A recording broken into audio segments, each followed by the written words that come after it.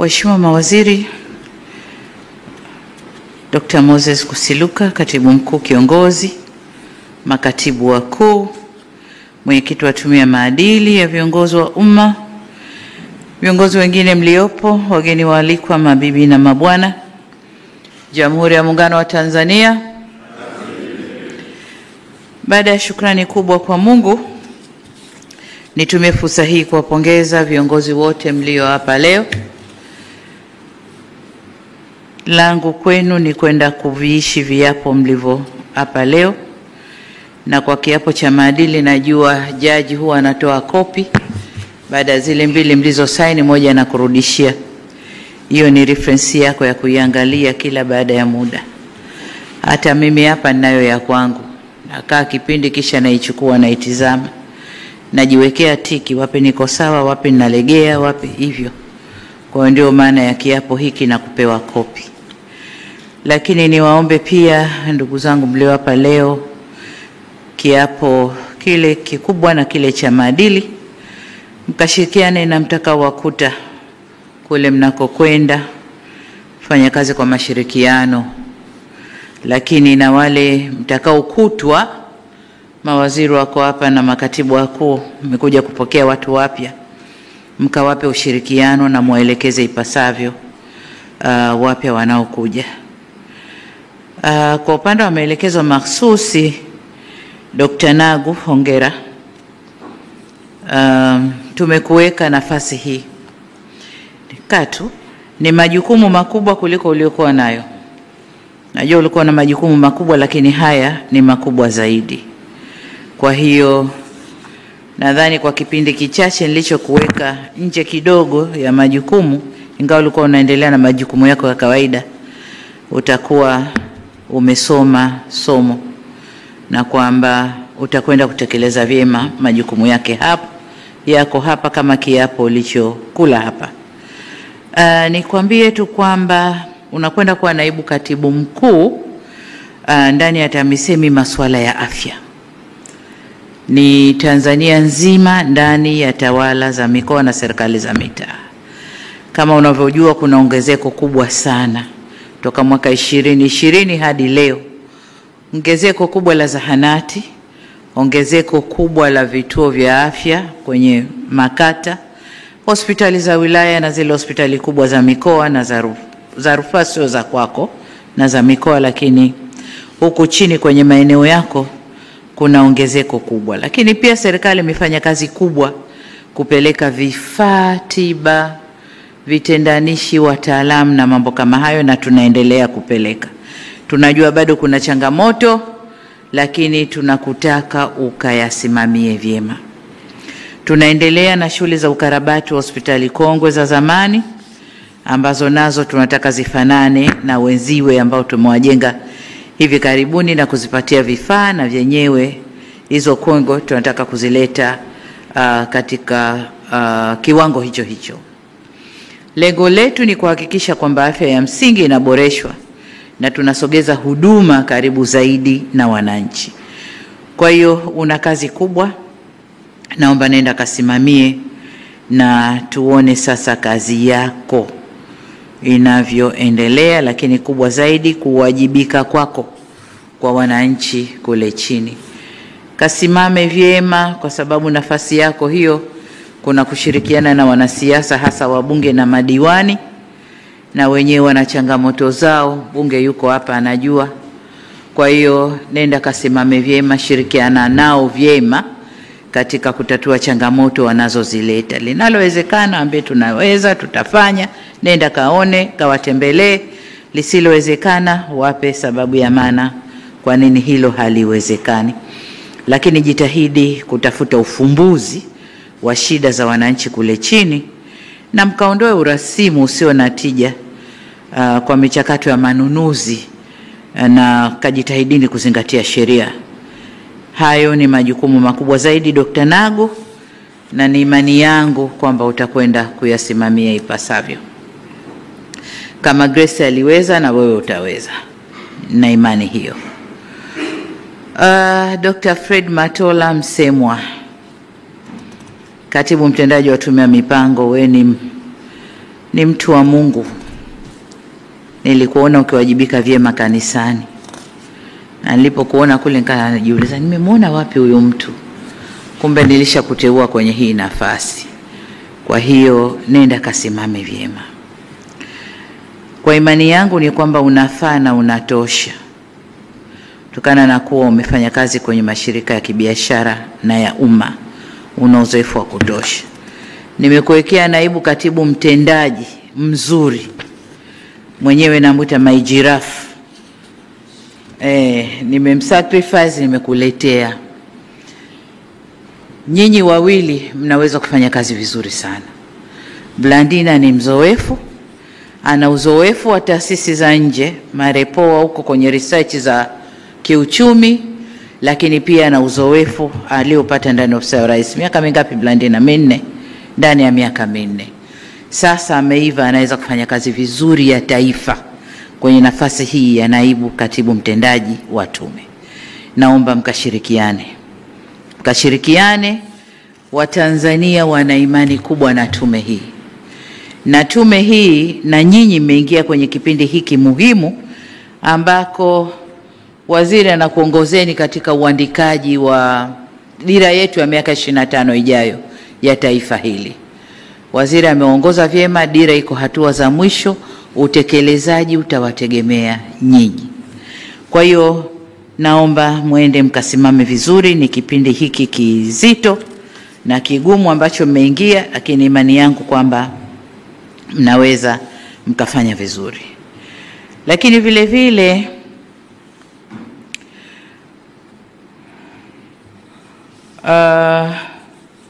kuna miradi mikubwa ya kitaifa ambayo inataka coordination ya tume. Lakini uratibu wa miradi kwa ujumla ndani ya taifa letu ni kazi yenu, tume ya mipango. Na ndio maana imeitwa tume ya mipango. Kwa hiyo ndani ya wizara yenu kuna mipango na uwekezaji. Uwekezaji watakuwa wanapokea miradi mbalimbali, lakini nyinyi tume kazi yenu kuratibu na kuhakikisha kila mradi unaokuja kitaifa umekaa pale pake, unatekelezwa ulivyo au vilivyo kama tulivyokubaliana kwenye mikataba yetu na huo mradi. Lakini jingine ni kwamba tunataka tuhakikishe mipango na miradi mbalimbali ya kisekta inafungamanishwa na malengo ya kitaifa. Kwa hiyo sio tu dumping ya miradi, lakini ile miradi ifungamanishwe na malengo ya kitaifa. Kwa hiyo niwaombe sana mkakae vizuri huko, mkashirikiane na wizara, lakini nyinyi tume ndio tunasema nini, sukani, ndio mnyororo utakaoendesha wizara. Mnyororo wenu ukitoka meno, wizara haitakwenda vizuri.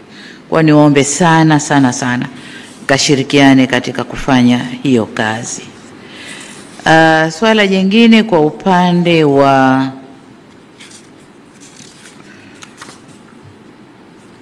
Dr. Blandina alisha kuzungumza, na ni imani yangu hutokwenda kumwangusha mama uko nako kwenda. Kama nilivyokulea ndivyo utakavyokwenda kufanya kazi. Hiyo ni imani yangu. Ndugu Lazaro Jacob Twange, uliyekuwa DC, ulikuwa Ubungo.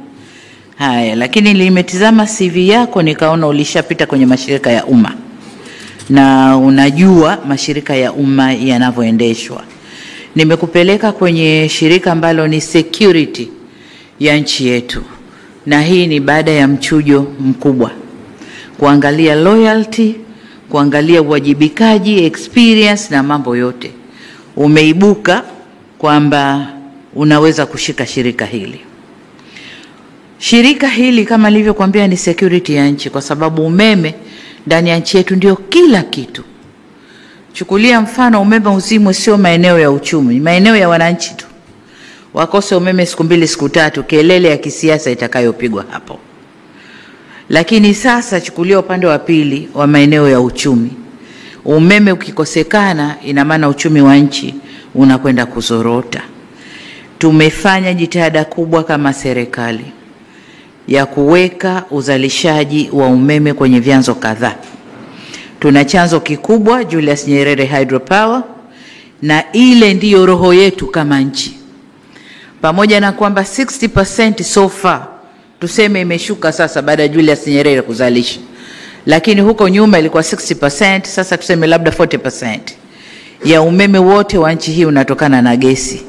Kwa hiyo 60% utatokana sasa na vyanzo vingine baada ya Julius Nyerere kuanza kazi.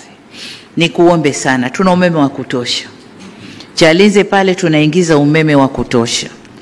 Tatizo tulilonalo ni transmission, kwenda kupeleka kaskazini na huko wanaita nini, sijui nyanda za juu kusini, sijui magharibi ya nchi. Miradi hiyo ipo, lakini kukuwa na kusuasua kukubwa kwa kuanzwa kwa miradi hiyo. Kaangalie na uhakikishe transmission inafanyika, kupeleka umeme kutoka kwenye grid sehemu hizo. Kuna vyanzo vidogo vidogo vinavyotoa umeme maeneo kadhaa ya Tanzania, na yenyewe ukayatupie jicho vizuri. TANESCO kama nilivyosema ni security ya nchi yetu, na umeme ndio security ya nchi yetu. Lakini tuna ongezeko la uwekezaji ndani ya nchi. Wote hawa viwanda vinataka umeme, na si tu kupata umeme lakini reliable. Wahakikishe saa zote umeme upo, wanazalisha wanavyotaka, kiwango wanachokitaka, ili waweze kufanya uzalishaji na waweze kukuza uchumi wetu. Kwa hiyo una kazi kubwa ndugu yangu, lakini tunapokwenda mbele tunaangalia renewable sources of energy. Ni kazi ya wizara kisera, lakini ni kazi yako katika utekelezaji. Kwa hiyo other renewable sources of energy mara nyingi sijui tunaita nishati jadidifu. Tunashughulika na sola, jua, upepo na mambo mengine. Lakini ndani ya nchi yetu Mungu ametubariki uranium. Kwa muda mrefu sana tuliaminishwa kwamba kutengeneza umeme wa uranium ni hatari. Lakini nchi zinazoendelea wanatumia, na ndio source kubwa ya umeme wao. Sisi tuna raw material hapa ndani, wanatuambia hatari, ili wachote wapeleke kwao wakatengeneze umeme kwao. Sasa pamoja na wizara ni vyema kusimamia mradi wetu ule wa uranium kule Tunduru, kwamba sasa wale wawekezaji waanze kazi na tufaidike na rasilimali ile nchini, na kama wanataka kuchukua nje wachukue, lakini kwanza tufaidike ndani ya nchi. Tunategemea kuna matani mengi tu. Estimates za sasa hivi kama tani 58,500 za uranium zimelala pale.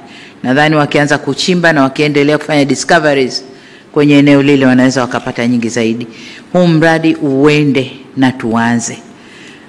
Umeme wa nuclear kama wao wanautumia, tunaweza tukautumia na tukawa na umeme wa kutosha nchini, lakini na kuuza nchi jirani kama tunavyotaka kuuza sasa kwa Zambia, lakini nasi tunanunua kutoka Ethiopia. Sasa tukijitosheleza hatutakwenda kununua. Tumefanya jitihada kubwa kupeleka umeme vijijini. Ilani ilituambia by 2025 vijiji vyote viwe vimepata, na sasa vijiji vyote 12,318 vina umeme. Tunakwenda kwenye vitongoji. 52% ya vitongoji vyetu Tanzania, vitongoji 33,657 already vina umeme, na kazi inaendelea. Sasa hivi kuna 20,000 vitongoji. Kuna mtu wa REA hapa? Hayupo. 20,000 vitongoji, kazi inaendelea. Kwa hiyo tukimaliza huko tutakuwa kama tunakaribia lile lengo tulilowekewa. Hiyo ni kazi yenu, tunaomba mkatusaidie. Kuna swala la nishati safi ya kupikia. Again, hili linagonga huku na huku, lakini kwenu lipo. Jinsi mtakavyoweza kusambaza umeme vijijini, mnakwenda kuchangia pia kwenye hilo swala la nishati safi ya kupikia, na kuelekea kwenye kufikia ile target yetu ambayo tumejiwekea by 2034.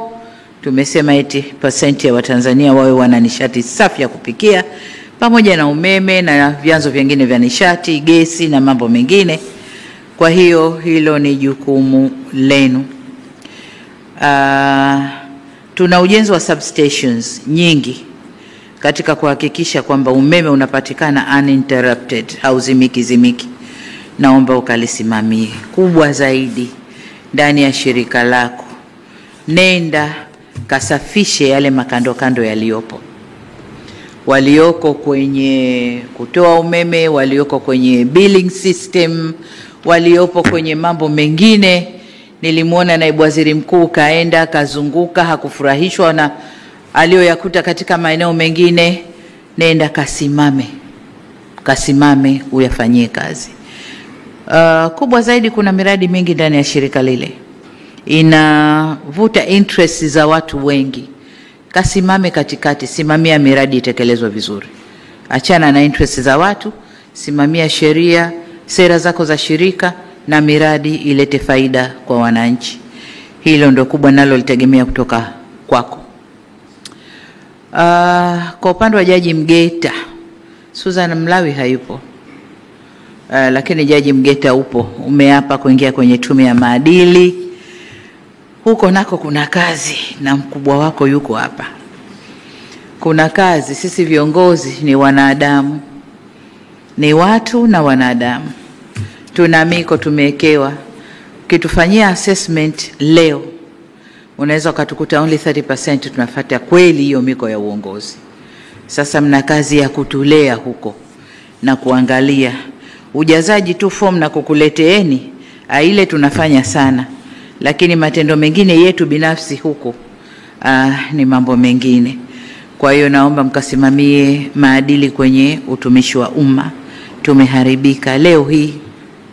Mtumishi wa umma anakosa uzalendo, anakosa tuseme nini sijui, ile moyo, na kwamba mtumishi wa umma anathubutu kuchukua siri kwenye mafaili, akapiga picha kwenye simu yake na akasambaza kwenye, akijua kwamba anamkomoa rais, akijua kwamba sijui anamkomoa nani inline, lakini kumbe ni yeye amekosa maadili, ni yeye hawajibiki kwa taifa lake, uzalendo kwa taifa lake hakuna.